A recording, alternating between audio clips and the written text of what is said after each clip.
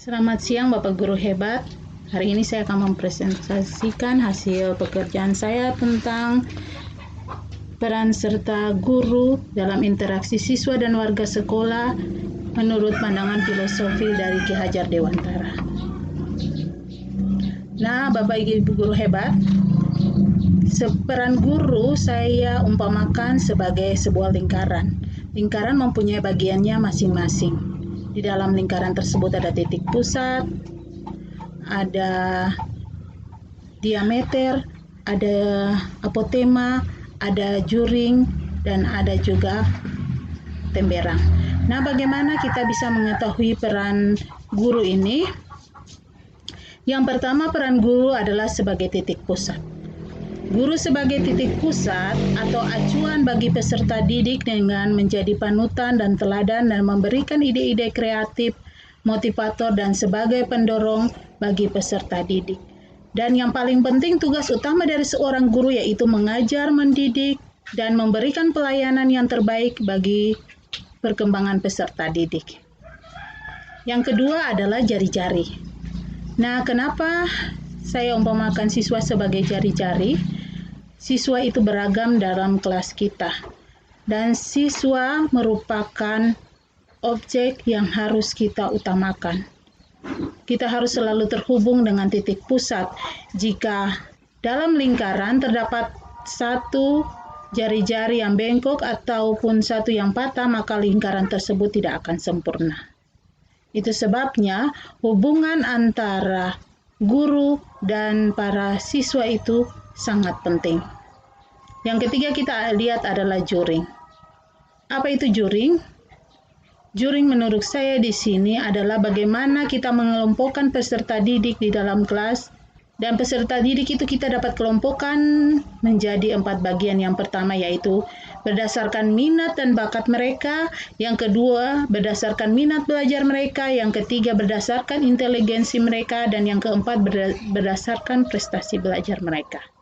Nah, bagaimana kita bisa menciptakan Merdeka Belajar sesuai dengan program sekolah kami, yaitu Sekolah Ramah Anak, di mana program ini menekankan tentang menjamin pemenuhan akan hak-hak anak dari setiap aspek kehidupan secara terencana dan tertanggung jawab. Dan yang lebih penting, prinsip utama yaitu tidak ada kekerasan dan penghargaan setinggi-tingginya kepada anak. Yang berikut kita lihat bagaimana bagian-bagian lingkaran yang kita sebut dengan temberang. Temberang saya pemakan sebagai komunikasi banyak arah antara peserta didik dengan kelompok yang lain dan peserta didik dengan peserta didik lainnya. Yang dengan kata lain kita namakan dengan tutor sebaya. Nah, bagaimana temannya itu bisa memberikan pengetahuan yang baru kepada temannya, sehingga dalam proses pembelajaran itu boleh menjadi baik dan tujuan pembelajaran boleh dicapai dengan baik. Berikutnya yaitu apotema. Apotema di sini saya gambarkan sebagai komunikasi dua arah yang terjadi antara guru dan peserta didik, di mana guru harus memposisikan dirinya sebagai guru adalah seorang guru, dan yang kedua guru adalah sebagai orang tua, dan ketiga guru sebagai teman belajar. Nah, dalam posisi guru sebagai seorang guru, guru harus memberikan contoh, memberikan penguatan, memberikan bimbingan, memberikan motivasi kepada peserta didik, sehingga begitu membuat peserta didik menjadi maju dan mengikuti semua yang diajarkan. Dan guru juga harus mengetahui memiliki kemampuan atau keterampilan zaman ini. Guru harus bisa ber-IT, supaya bisa mengajarkan anak-anak itu tentang penerapan ilmu pengetahuan kepada mereka dengan lebih baik. Dan di sini guru sebagai orang tua. Guru adalah orang tua kedua di sekolah. Nah, bagaimana kita mengarahkan peserta didik kita dengan memberikan nasihat?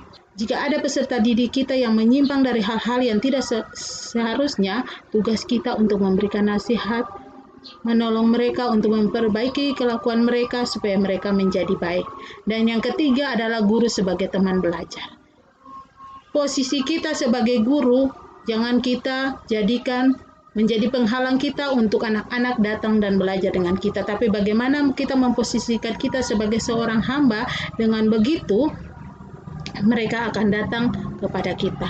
Dan salah satu hal yang terpenting yang harus dilakukan adalah ketika kita melakukan kesalahan, kita jangan segan-segan untuk meminta maaf kepada mereka.